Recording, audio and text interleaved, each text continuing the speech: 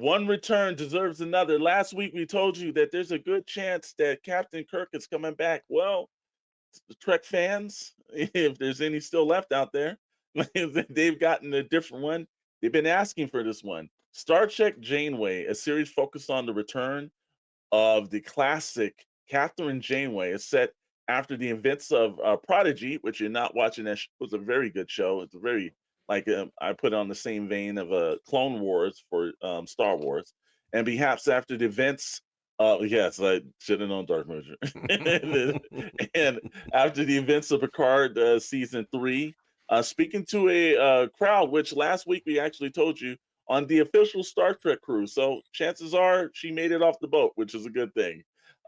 She answered some questions about the possibility of a Janeway focused spinoff series, or feeling that her return to the franchise in any capacity.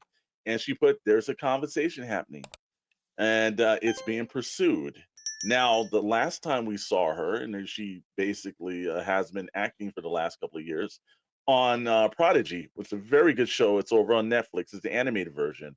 But she stated her preference, which she's hoping and pursuing, would be simply to get a third season for Star Trek Prodigy, because Netflix nor Paramount has actually committed to that. So with that being said, would you guys want to see a Janeway series? Let's put it like this: if it was better than Picard's, Hey, Picard season 3 was great.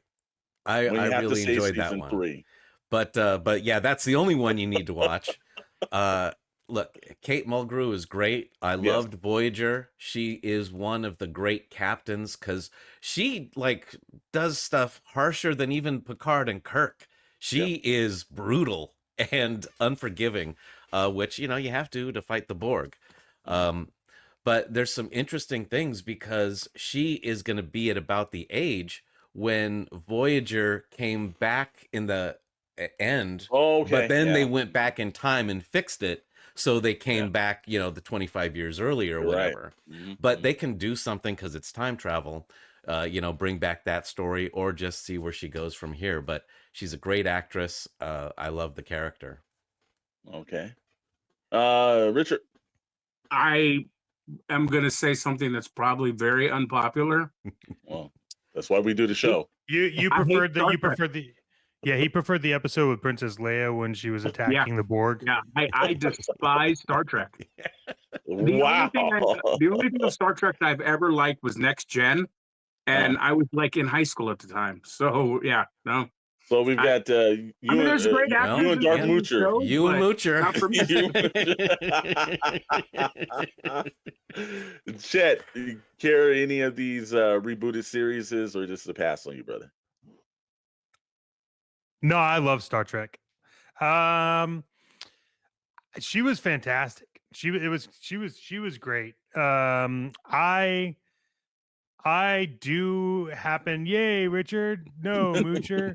I do happen to like the animation series a lot. Yeah. Next Generation is probably my jam. I just watched it with my dad all the time, and my dad always had conversations about.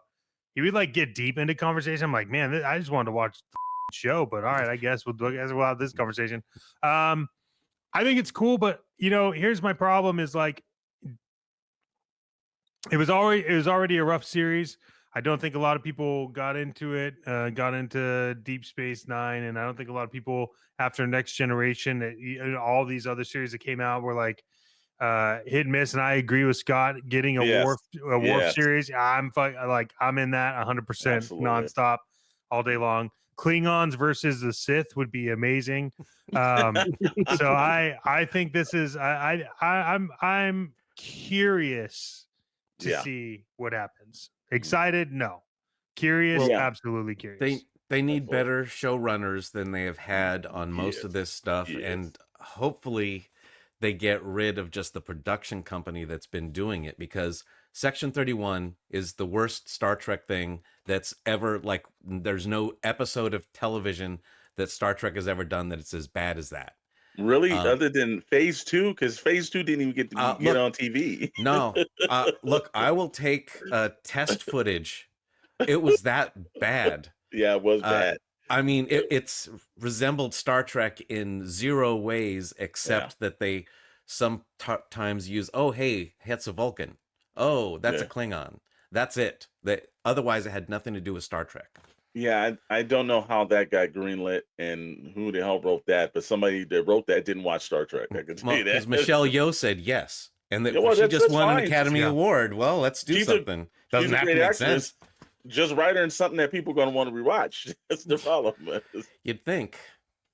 All right. Well, like I said, again, hopefully, again, if you haven't gone to the Star Trek official cruise, well, sound like you're getting some exclusives there too for the $2,300 that we mentioned last week. So you got this a week before we would have got it. So there's a difference.